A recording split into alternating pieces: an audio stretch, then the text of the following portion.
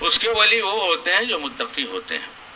یاد بھی رکھیں کہ کچھ کرنے کا نام تقوی نہیں ہے، بلکہ کچھ نہ کرنے کو تقوی کہتے ہیں، یعنی وہ باتیں جن سے اللہ تعالیٰ ناراض ہوتے ہیں ان کو نہ کرنا تقوی کہلاتا ہے۔ موٹے الفاظ میں سمجھ لیجئے کہ تقوی یہ ہے کہ آپ ہر اس کام سے بچیں جس کو کرنے سے کل قیامت کے دن کوئی آپ کا گریباں پکڑنے والا ہو۔ لہذا اپنے کو گناہوں سے بچانا لمبی لمبی نفلی عبادت کرنے سے زیادہ اہم ہے۔ ایک آدمی لمبی لمبی عبادتیں کرتا ہے مگر ساتھ ساتھ غیبت بھی کرتا ہے اور لوگوں کا دل بھی دکھاتا ہے، تو بیچارہ تو فقیر ہے۔ کل قیامت کے دن جب وہ ہوش ہوگا تو یہ حق والے اس کی ساری عبادتیں لے کر چلے جائیں گے، بلکہ ان کے گناہ الٹا اس کے سر پر رکھ دیے جائیں گے۔ پرہیز، حکمہ کا قول ہے، پرہیز علاج سے بہتر ہے۔ پرہیز علاج سے، ایک آدمی کو نزلہ زکام ہو اور دوائی بھی کھائے اور ساتھ ساتھ آئس کریم بھی کھائے تو اس کی بیماری ٹھیک نہیں ہوگی۔ ڈاکٹر کہیں گے پہلے پرہیز کرو تب دوائی فائدہ دے گی۔ اس لیے مشائخ کہتے ہیں گناہوں سے پہلے بچو تب ذکر و اذکار کا فائدہ ہوگا۔ یہ بہت بڑے آدمی ہیں اور اللہ خوب کام لے رہا ہے۔ میری ان کی ملاقات ہو گئی تھی، میں نے ان کو دیکھا ہے، اس چہرے کو آج تک میں بھولا نہیں سکا ہوں، اتنا نورانی چہرہ ہے وہ، آج تک بھولا نہیں سکا۔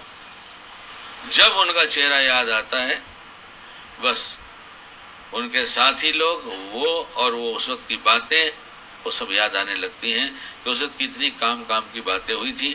پھر مجھے پتہ چلا ان کی کتابیں ہیں تو میں نے کتابیں خریدا اور پڑھا تو پتہ چلا یہ کتاب خالی نہیں لکھتے، ذہن سازی کرتے ہیں۔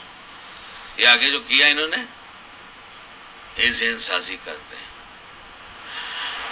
مجھ کو جو اعتدال کی بڑی دولت ملی اور اللہ کی نعمت کا شکر کرنا چاہیے، اپنا کمال نہیں، بن مانگے ہزاروں نعمتیں دیا ہے، بے شمار نعمتیں دیا ہے، اس میں ہمارا کوئی کمال نہیں، تو بغیر مانگے جب اتنا کمال دے دیا اور میں مانگوں اللہ اعتدال کی دولت دے دیجئے، اس لیے کہ آپ نے اپنے پاک کلام میں مومنوں کی صفت اعتدال بتایا ہے، تو یہ صفت والا بنا دیجئے، تو مانگے بغیر جس نے بے شمار نعمتیں دیا اور میں دین مانگ رہا ہوں تو مجھے نہیں دیں گے کیا؟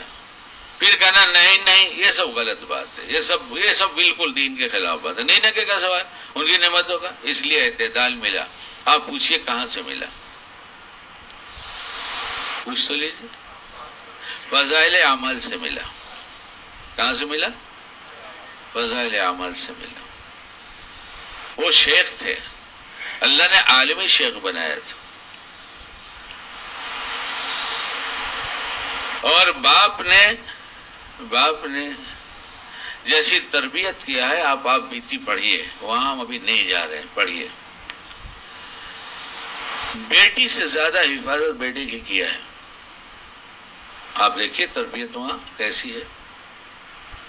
اور 5 یا 6 سال کی عمر میں جس وقت باپ نے تقیہ منگایا، حضرت مولانا یحییٰ صاحب کے اللہ درجات بلند فرمائے، اور حضرت شیخ کے بھی خود درجات بلند فرمائے، ان کے احسانوں کا بدلہ نہیں دے سکتے کہ ان کی اس کتاب نے کتنا بڑا احسان کیا، کتنا بڑا احسان کیا۔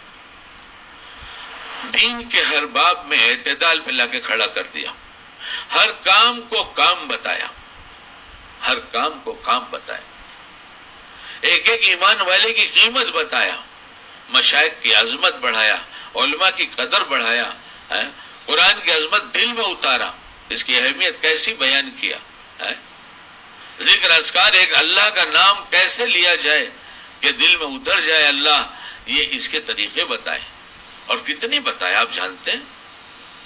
فضائل اعمال کتاب اللہ نے اتنی مقبول کیا، یہ کوئی حدیث کا علم نہیں بڑھتا، اس سے عمل کی کتاب ہے،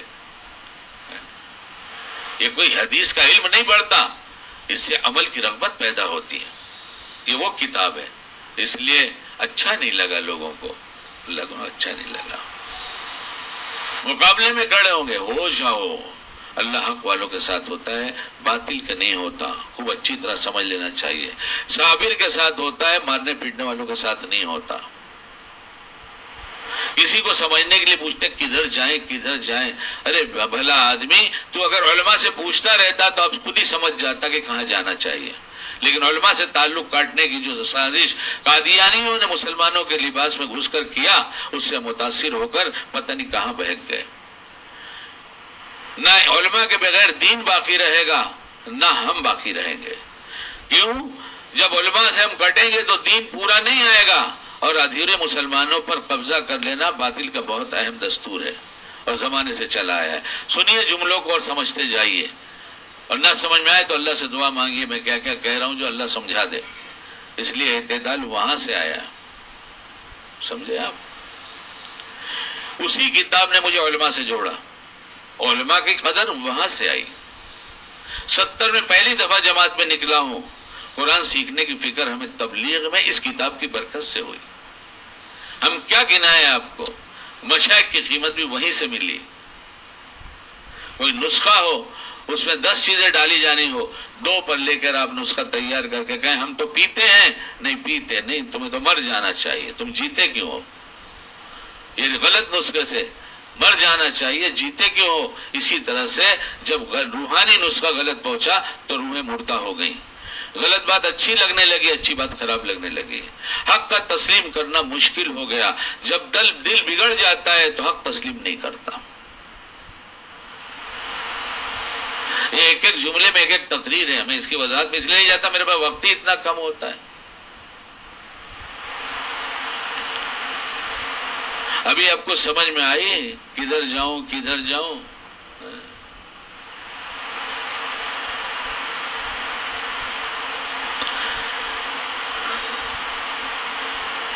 پھر کہہ دوں، دوہرا دوں، جب سے انبیاء کا سلسلہ شروع ہوا یہ حق باطل کو پسند نہیں آیا، باطل کو پسند نہیں آیا، تو باطل نے کیا کیا؟ اس حق کو دبانا چاہا۔ اس دبانے کے لیے کیا کیا؟ طاقت دکھایا، زور دکھایا۔ جو ماننے والا بنا وہ بھی اس طاقت سے ڈر کر خاموش رہا۔ میں ہوں وہاں کا مگر بتاؤں گا نہیں، اس لیے کہ مجھے ماریں گے۔ نتیجہ یہ ہوا کہ جو ان کے اپنے تھے وہ بھی نظر آئے اس مجمع میں، ان کے مجمع میں، اور جو سمجھ رہے تھے اعلان نہ کرنے کی وجہ سے وہ بھی اسی مجمع میں نظر آئے، تو نظر ڈالا تو سمجھ میں آئے میرے والے زیادہ ہیں، میرے پاس طاقت ہے۔ یہ شروع سے ہوا ہے۔ میں کچھ کہوں تو آپ مجھے بتائیے غلط ہے؟ انبیاء کے مقابلے میں باطل نے اس وقت سے، جب سے نظام چلا ہے یہ، جب سے سب نہیں ہوا، نہ ہوا تو آپ کہہ دیے نہ ہوا، اور غالب ہوتے یہی نظر آتے ہیں، لیکن اللہ کی قسم کبھی غالب نہ ہوں گے اگر ہم مومن ہو جائیں گے تو، متقی ہو جائیں گے تو، ان کی پوری بات مانیں گے تو۔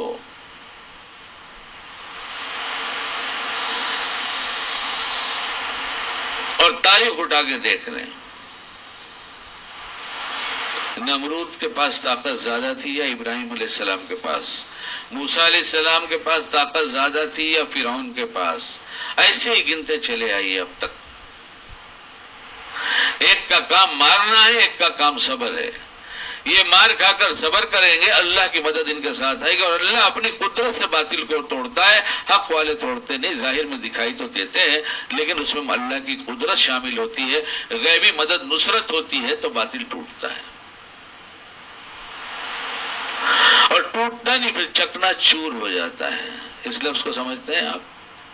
شیشے کا گلاس اوپر سے ایسے پھینک دیجئے نیچے تیزی کے ساتھ، یہ جو ٹوٹ کر بکھر گیا یعنی چکنا چور ہو گیا۔ اب پتہ نہیں یہاں کیا معلوم کس کا کیا مطلب سمجھے، اس لیے سب سمجھانا پڑتا ہے، ہندی کی چندی کرنی پڑتی ہے۔ اب بھی پوچھیں گے کہاں جائیں؟ ارے اب بھی پوچھیں گے کہاں جائیں؟ ہاں، تو ایسے نادانوں کو نہیں سمجھانا چاہیے جو اتنا نادان ہو، اس کو چھوڑ دینا چاہیے. قالوا سلاما. اللہ کہتا ہے نہ سمجھو سے الجھو مت. الجھنا ہمارے کام ہی نہیں, ہمارے پاس اتنا کام ہے, الجھیں گے کب؟ جو نہ سمجھ ہے وہ الجھتا ہے. ہم نے زندگی میں تبلیغ کا کام کیا الحمدللہ, اللہ ہی کا فضل احسان, اور ایک ایک چیز کو سمجھ کر لیا ہے.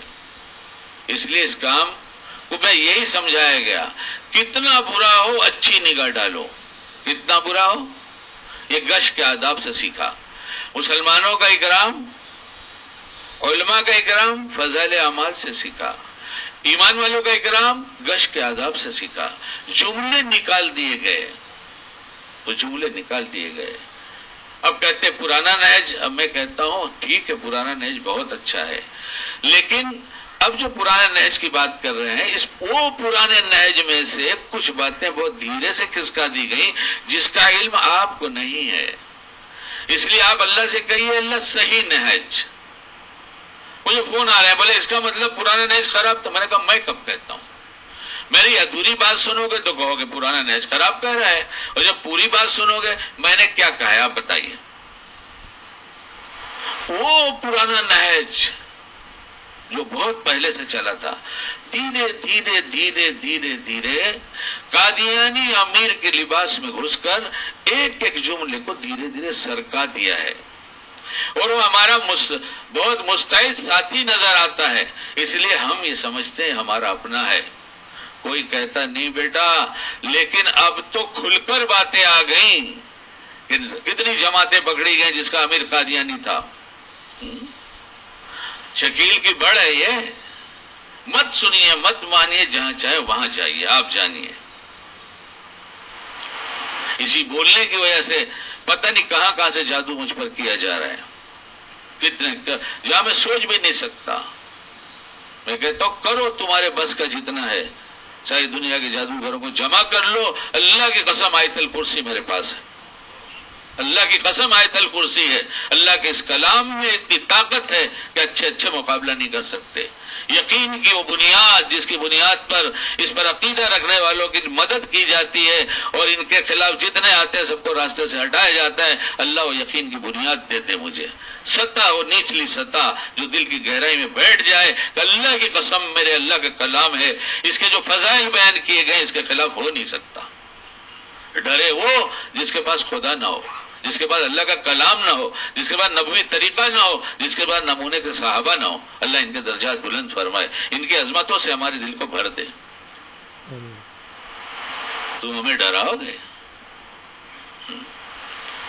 اور موت برحق ہے, قلم لکھ کر خشک ہو چکا ہے, کہاں آئے گی کیسے آئے گی, اس میں کوئی تبدیلی اللہ کی قسم نہیں ہو سکتی.